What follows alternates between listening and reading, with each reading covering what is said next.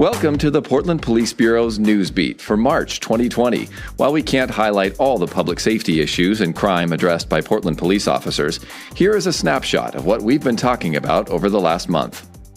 The Portland Police Bureau is expanding our online reporting system to allow members of the community a more convenient way to report crimes and free up officers to respond to emergency calls.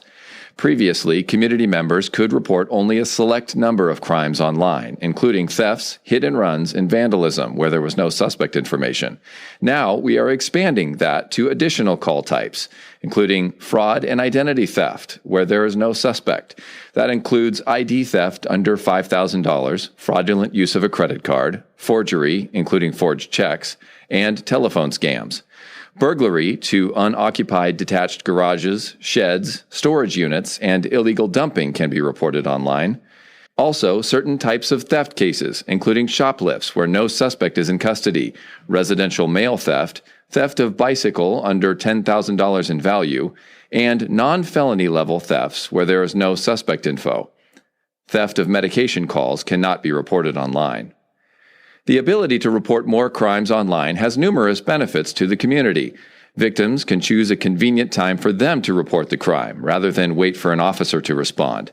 Victims can get a copy of their police report directly to their email much quicker, usually within 2 business days. Officer-generated police reports can take up to 20 business days. This will allow officers to focus on higher priority calls and community policing by reducing the time spent taking theft calls. It uses technology to help PPB work more efficiently in the midst of a significant staffing challenge. The increased convenience is expected to result in more low-level crimes being reported, which will help investigators connect more criminal cases and keep more accurate crime statistics. Chief Jamie Resch issued a statement on this, saying that it is important for victims to know that these crime reports are important to us, whether they are made in person or online. Every online report will be reviewed by a sworn officer. At times, officers and detectives discover crime trends while reviewing reports and can connect cases together that can lead to arrests, convictions, and the return of stolen property to victims. But they can only do that if victims take time to report. Additionally, PPB uses crime data from these reports to direct resources and improve crime reduction strategies. Online reporting is an additional service to the public and is not mandatory. We recognize that not everyone has access to a computer, smartphone, or internet-connected device, and online reporting is not available in all languages. Victims can still call the police non-emergency line, and an officer will respond in person when available. To initiate an online report or see if a situation meets the criteria for online reporting, visit www.portlandpolice.com and select Police Report Submit Online. In some cases, though some crimes may be included in online reporting, there are incidents that may have factors that require the victim to talk to a police officer, either in person or on the phone. If it is an emergency, you should call 911.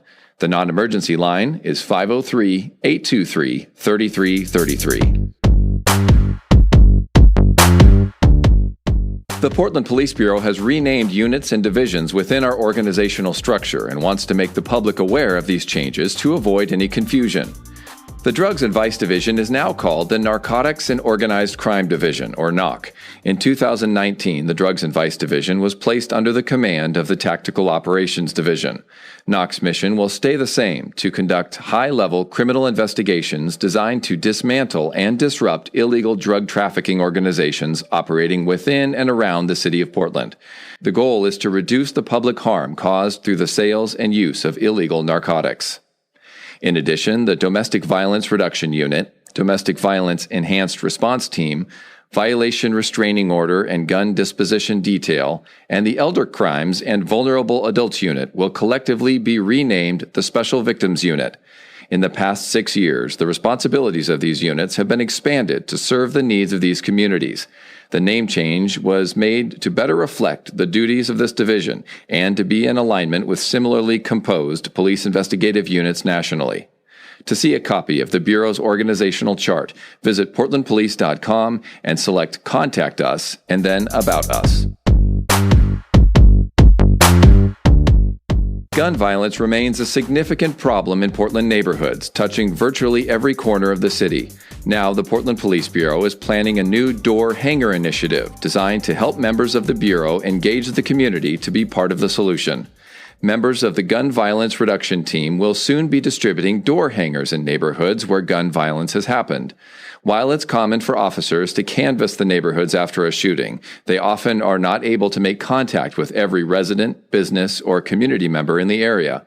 Soon, officers will leave door hangers with contact information and a request that the community member reach out if they saw or heard anything, or have pictures or video of the incident that they could share.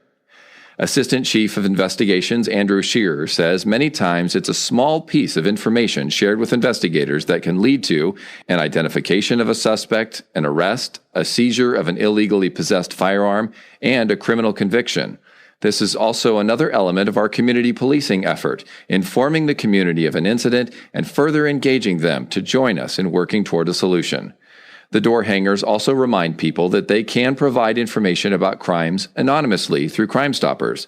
Cash rewards of up to $2,500 are offered for information reported to Crime Stoppers that leads to an arrest of unsolved felony crimes. Tips about gun crimes should go to the Portland Police Bureau's Tactical Operations Division. Information learned from social media sites such as Facebook, Twitter, or YouTube should be shared with investigators, as these tips may lead to an identification of a suspect. You can call this number, 503-823-4106, or email gvrt@portlandoregon.gov. If you see a gun crime in progress, call 911. The Portland Police Bureau's Human Trafficking Unit participated in the 19th National John Suppression Initiative, organized by Cook County Sheriff's Office in Illinois. The operation had a total of 22 law enforcement agencies nationwide that targeted potential buyers to provide deterrence and disrupt the online activity for commercial sexual solicitation. From the beginning of the year through February 2nd, the Portland Police Bureau made 252 contacts with potential buyers via text messages or phone calls. That ranked third nationwide, behind New York City and Tarrant County, Texas. The online decoy ads were monitored by officers. Those who responded got a message back stating that PPB posts decoy ads and that offering to pay someone for sexual contact is a crime punishable by up to 7 years in prison.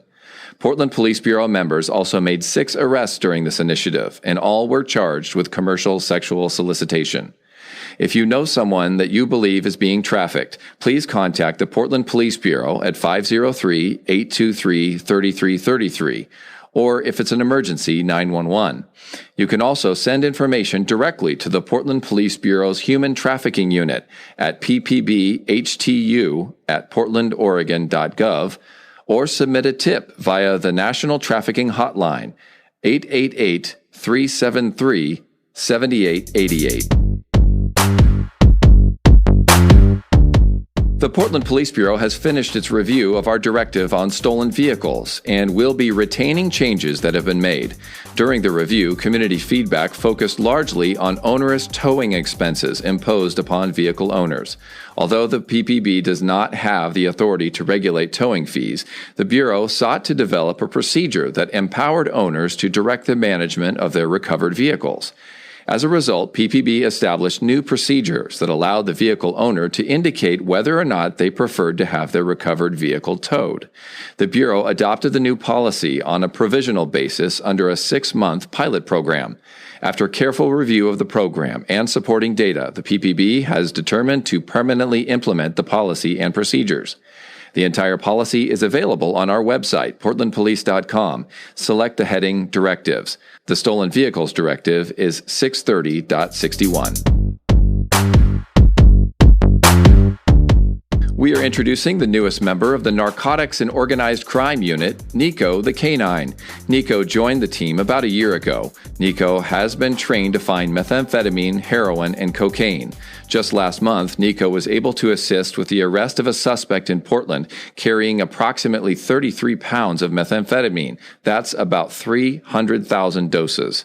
The investigation determined the meth was intended for distribution in the Portland metropolitan area. The NOC unit is dedicated to getting drugs off the streets of Portland. With the help of their 3 dogs, NOC was able to find more drugs and money than an officer without the assistance of a canine. In 2019, the canines helped NOC seize an estimated total drug value of nearly $25 million. That includes 294 pounds of methamphetamine, 66 pounds of heroin, 1,000 pounds of dried marijuana, and 7 pounds of powder cocaine. While we're introducing Nico, we are saying farewell to another canine member, Bora.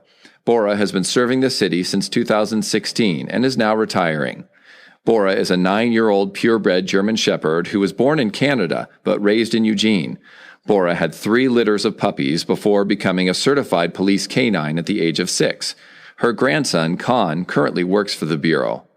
Bora and Officer Christy Butcher were certified as a canine team by the Oregon Police Canine Association in 2017 and worked together for 3 years.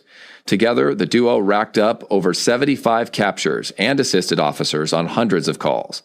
Bora and Officer Butcher truly enjoyed meeting Portlanders, and together they participated in almost 80 community engagement events.